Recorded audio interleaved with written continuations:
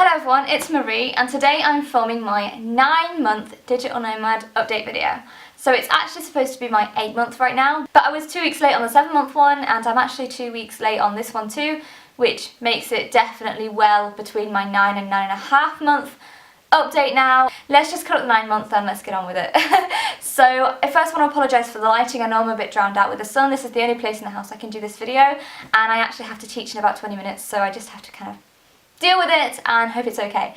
Anyway, let's just get on with the video. So this month has been really good. It really has just been my best month by far for income, for online work. I managed to pick up a freelance writing job this month, which was really well needed because we have had a lot of expenses this month, like even though we had a lot of house sits, so we've had free accommodation, we've had to travel around a lot to get to them, and there were certain days when we were like stuck between house sits and we had to kind of find a last minute Airbnb and stuff, so we definitely have had some unexpected expenses this month, so having that extra income this month really helped. So I'm just going to get into telling you where the income came from. So first of all, my main source of income is my online teaching. As you know, I've been teaching since about 8.5 weeks into digital nomad life, and teaching really has changed my life because it's given me that solid, consistent income that I needed in order to travel around and pay for my flights, accommodation, food, all that kind of stuff. I have only just recently found out, we got sent like a group email to all teachers telling us that there is a confidentiality agreement with our teaching, so we really shouldn't be discussing our pay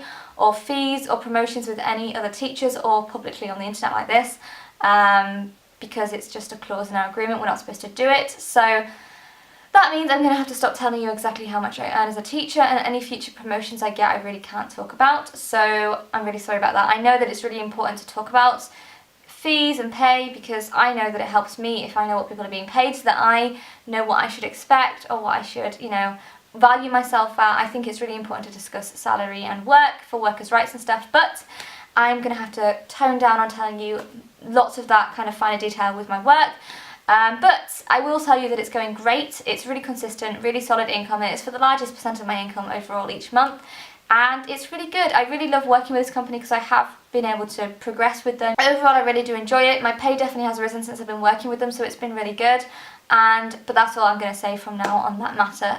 But just take it from me, teaching's going great and I really love doing it. It's such a rewarding job and I enjoy it, and I can do it anywhere in the world. So let's talk about the second job that I got this month. I also managed to grab myself a freelance writing job. This writing job I didn't look for, I didn't seek for it on Upwork or anything. I literally just had it find me. I was talking to someone online for like 10 minutes and they offered me a job immediately. I don't know why. It was really random, synchronicity just so strange, but I was really in need of money this month, so it came just at the right time, and through that I managed to earn an extra £450, I think £450 this month, so that was really good. It's kind of an as and when job, so I won't be doing this consistently every single month. It's kind of just when they need me, they'll come to me and ask me to do work for them. But I really enjoy the writing, and depending on how fast I write, usually I can earn about $50 per hour on this job, so it is really good and I am really enjoying it. So that's really awesome. I'm finding it so strange how when I first started trying to be a digital nomad and trying to work online, I spent so long on Upwork, Freelancer, People Per Hour, trying to apply for jobs and had absolutely no luck. I mean, I found some small gigs, but nothing that was consistent, obviously, because you're not going to get consistent work when you first start out, but it was just not that great. And then suddenly my teaching job just came to me. I didn't apply for it, I didn't find it, it just kind of found its way to me through a friend. And then with this writing job, once again, it just found its way to me. So I haven't actually had to do any work to find my online jobs. I mean, I guess the real work I did was putting myself out there and letting people know that I work online and that I'm looking for work and talking about it publicly, so people were more likely to come to me with work opportunities. I guess that's the main thing I did. It's really strange because I put so much time and so many hours and days and weeks into finding work, and all the work that I looked for didn't come to me, and then the work I did get just came without me trying. So really strange how it worked, but I'm not going to complain and I'm really thankful for that. So overall income's great, and I'd say this month I earned about 1,400, which is a big leap from the 1,000-ish that I was earning, which I was earning on the previous month. So that's really good, and I've also kind of started getting the passive income coming in now, not a lot, but I started earning a teeny little bit off YouTube, not like enough in the slightest to pay for anything, maybe a week's worth of shopping or something, like food, but it's something. And because I've got a referral link for trusted house sitters, I get like so many months for free whenever people sign up, so that's given me 6 months of free Trusted House Sitters membership as well, which has saved me like 50 quid, so that's not too bad. It's linked down there, by the way, if you did want to join Trusted House Sitters, because it's how I've been getting all my free accommodation pretty much for the entire time I've been travelling after Budapest. It's been amazing, literally free accommodation in like so many different countries. It's been amazing. So I recommend Trusted House Sitters always. It's like so good. And I've also started getting a little bit of Airbnb credit from my Airbnb referral link too. So it's all going pretty good. I'm kind of getting there with that kind of thing. I've still got a long way to go, but things are definitely getting better and I'm kind of getting the hang of it now. So overall income this month has been a lot better than it was previous months, and I'm hoping it can only go up from here. So let's keep our fingers crossed that next month is even better. So in terms of travel, last month was absolutely crazy. We travelled so fast. I can't even think about all the places we went because it all just feels like a big blur. But we did, I mean, this is covering the last 2 months now, but we did 3 weeks in Granada, 2 weeks in Toulouse, a few days in Paris, 5 days in Heidelberg, 7 days in Berlin, 12 days in Hamburg, and then we just done about 4 days in Manchester, and now we're back in Andy's parents' house and we're staying here for about 2 weeks until we get married, and then we're going to be heading straight off. And we've booked ourselves 4 weeks in Crete in Greece, which we're so excited about because we've never been to Greece and it just sounds like such an awesome thing to do. We booked a long-term Airbnb, which is actually cheaper in some respects than house sitting. I'm going to get onto that in a minute. Although it's been wonderful to travel so quickly, as I said, my workload has really been piling up, and I have actually been having to allocate a lot of writing work to Andy because I've just been doing way too much. He's been helping me out a lot with my admin stuff and with writing and all the other kind of stuff that I just don't have the time to do, so Andy's been a great help with helping with that. Andy also does a lot with the animals, so whenever we house sit, obviously we have free accommodation, so whenever I'm working, Andy is the one always walking the dogs, cleaning the animals, feeding them, all that kind of stuff, so he really totally takes control of the animals while we're house sitting, which is also really helpful to me too. So we've got kind of a good system going in terms of work and taking care of animals when we house sit. So I would say that we have managed to get about 10 weeks of absolutely free accommodation since house sitting, which has saved us a lot of money, but it definitely isn't the cheapest way to travel, I don't think. So I'm going to explain that now. So I think if we were doing, say, a 4-week house sit or a 5-week house sit, it would be so cheap because you've got 4 to 5 weeks of free accommodation, not having to travel anywhere, and everything is so easy. So, you don't have to pay anything out, so it really does work out to be so cheap, which is awesome.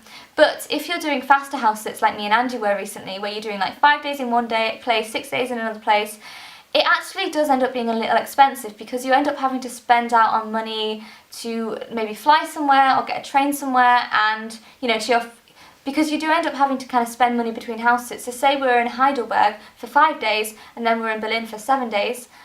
We had to get from Heidelberg to Berlin. The house sit ended and the same one started on the same day, which was great because they were back to back. But we had no flexibility with train times, so we had to pay like £150 to go from one place to another. And then from Berlin to Hamburg, so we had Berlin that ended on, say, the Friday, and then Hamburg that started on the Monday. We had to find somewhere to stay in those 2 days somewhere. So we just booked an Airbnb in Berlin for a couple of nights, which came to about 85 quid on Airbnb, and that was the cheapest I could find. And then obviously getting from Berlin to Hamburg on the day the house had started, we have absolutely no flexibility in that respect. So yeah, it ended up costing us probably about £500–600 for travel and accommodation costs between house sits last month, which when you think is really cheap for a month's accommodation. But at the same time, we've just booked 1 month in Crete in Greece, and that's a lot less than £600, so that's maybe cost us between £300 and £450. I can't remember the exact amount, but it was a lot cheaper for 1 month of accommodation in Crete, Greece, than it was for 4 weeks of accommodation house sitting, because obviously when you house sit you have all these different things you have to think about. But obviously when you're just booking a 1 month long house sit, you end up saving a lot of money in the long run because you get discount and you're not travelling anywhere. I think it's really good to do both, and I think that going forward we have learnt that we're going to probably do just longer term house sits from now on. We'll do the odd week here and there in certain places, that's fine, but as a whole we're definitely going to start looking for more like 4 to 6 week long house sits, so we can just settle down and relax somewhere for a long time and not jump around really quickly. It saves us money, and it also just saves our sanity because jumping around so quickly is exhausting, especially when you're working as well. You don't get to see the place. Like when we were in Heidelberg, we were there 5 days, but I was actually working for 4 days out of 5. So it was a bit tiring really, because I was just working so hard while we were there, and I didn't really get the chance to actually see much of the place. I didn't even get a chance to go into the castle, which I really wanted to do. So yeah, that's been a really good learning curve, but we don't regret any of it. We really enjoyed the fast, crazy summer that we've just had, full of lots of travelling and seeing lots of amazing things that we have never seen before and probably wouldn't see if we didn't do this house sitting. So I'm so grateful that we've done this, but now we're definitely going to be a bit more strategic with what we choose, and we're definitely going to go for either a long house sit or a long Airbnb, because it does save us a lot of money, especially when you do go to the cheaper places. So yeah, we're definitely kind of learning the ropes more now, and we're feeling much more confident. I mean, I remember when we first started travelling, I was so nervous if we maybe didn't know what we were doing next week, because I was scared we'd be homeless for the night or something, and now I know for a fact that there's always a last minute hotel. You know, I know that we can couch surf for the night if we're in real desperation. I know that we can do a last minute Airbnb. I know that we can house sit. I know that there's such a thing as long-term Airbnbs that are super cheap. I know of all this stuff now, and I feel so much more confident travelling than I ever did before. So we started travelling full time about 6.5 months ago, and in that time we've learnt so much. When you consider that me and Andy hadn't gotten our first British passports until last year, we've done incredibly well. We weren't people who used to backpack or travel with our families or anything. We went from having no travel experience at all to now travelling around. So if you're wondering why we have done a lot of Europe, it's just because we're still so new to travel, so it was nice to stay quite close to home and just experience Europe. You know, it is on our doorstep and most people have seen a lot of it in their childhood, but we hadn't seen much of Europe in our lifetime, so it's been so lovely seeing Europe, and I've loved it so much. We're thinking we may now consider, you know, going further afield outside of Europe, but honestly we're not sure what's going to happen in the long term. We know for certain we're going to be still travelling until after Christmas, but we're not entirely sure if we're going to be settling down after Christmas or not. If you watched my we almost broke up video, me and Andy had quite a lot of struggles recently with travel because it's just been so tiring and stressful jumping around so quickly. We've really been considering basing down and finding a base, but at the same time we're not even entirely sure if that's what we want to do. We're really just discussing it together and seeing what we're going to do. What we do know is that we have to change our travel style, so we cannot keep up with the fast travel. We now have to slow things down, relax into it, and savour it a bit more. So that's one thing we've really learned recently, and yeah, we're just going to kind of go from there. I'm not going to tell you what our plans are because we don't know, but all I will tell you is that we'll either be settling down or we'll be seeing how the real slow travel goes. But we are deciding it all, and either way the travels are not going to stop. I am going to have to end this video here because I have to teach in 2 minutes. This update went way longer than I expected, but I hope that you enjoyed it, and I hope that it's kind of given you more of an insight into how things are going for us.